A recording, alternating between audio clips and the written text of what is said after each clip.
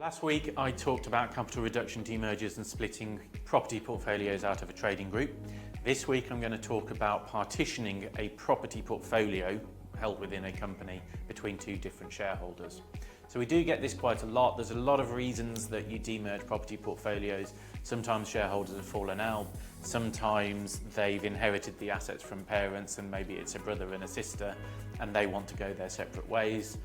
So lots of reasons we do partitions in this way. And when we say partitions, I mean we're going from having more than one shareholder in the group to splitting those shareholders and them holding their own assets in their own companies. So how do we do this? Looking at your basics of demergers, is it an exempt distribution demerger we're looking at? Is it a liquidation demerger or is it a capital reduction demerger? Exempt distribution demerger is not possible if we haven't got a trading company, so we failed those conditions. The liquidation demerger is not normally the preferred route, and the reason for that here is because we're going to have some SDLT exposure if we were to undertake the steps. And it's a live case I'm explaining, so in that case we would have had SDLT if we'd have gone down the liquidation demerger route. So we're into capital reduction demerger, which is normally the conclusion you'll come to on this type of restructure. So let's assume we have PropCo, which owns 10 different properties. Let's keep it simple, £10 million, we can split that portfolio 5 million each. What I would say is we often find you're never going to get an exact split. Whether there's debt in there, you play around with the debt a little bit, or you have some sort of equalisation payment. So when you have the split, maybe you've got £4.8 million worth of properties in one, 5.2 in the other, and so you need a £200,000 intercompany debt or cash payment to equalise that value, because often the shareholders will want it to be treated fairly. So that is what we're trying to achieve. We want to split between two shareholders, two property portfolios worth £5 million each. How are we going to do that? Depends whether you've got mortgages on there, whether you can transfer the properties via a distribution, depends on whether you've got available reserves. So all of these are really important, and as you go through the steps, obviously there'll be journals to look at for each step of the transaction, and that will probably affect your distributable reserves. So you need to keep a constant eye on those types of things. We tend to have a spreadsheet which shows the balance sheet after each step so that you can see the impact. Remembering that when you're transferring properties within the group, you're transferring them at book value, and that's section 845 of the Companies Act that allows us to do that. If they've been revalued in the accounts, that revaluation reserve is treated as distributable for these purposes. But in a lot of cases, we end up doing these balance sheets, looking at all the steps, realising there's not enough reserves, so we need to add one or two extra steps on top of what we're already doing to ensure reserves are available. So those are a few practical issues you'll come across. How would we, assuming we can get around that, what's a simple example of a step plan for doing this? So you have PropCo with your two property portfolios and you've identified which ones are being split out. We then want to have a holding company incorporated to go above the property company. The reason for that, when we're doing a capital reduction demerger, we need to reduce the share capital by whatever the value is that we're taking out. Now that's market value, not book value in that case. If we were to reduce it by, say we've got 100 shares in issue now, we reduce by £51 shares, transfer out £5 million, that's an income distribution.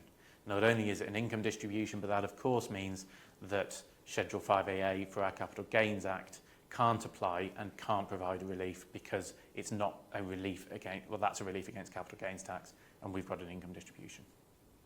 So we need Holdco. We're going to put Holdco on top. We're going to issue 10 million £1 ordinary shares to the shareholders because that's the value of the group as it stands. So now we have two people with 5 million shares each. Holdco owns PropCo, which still has the two property portfolios in it.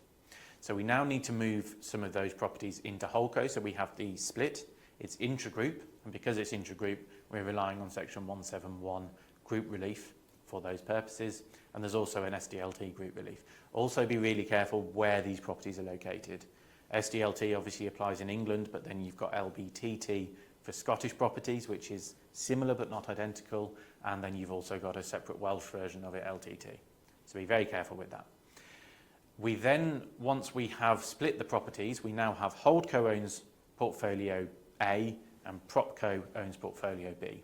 So we now have the properties in two different companies, but we're still within the same group. So we now need to do our capital reduction demerger, which is to say that the individual holding the 5 million B shares, let's call them, is going to have their shares cancelled.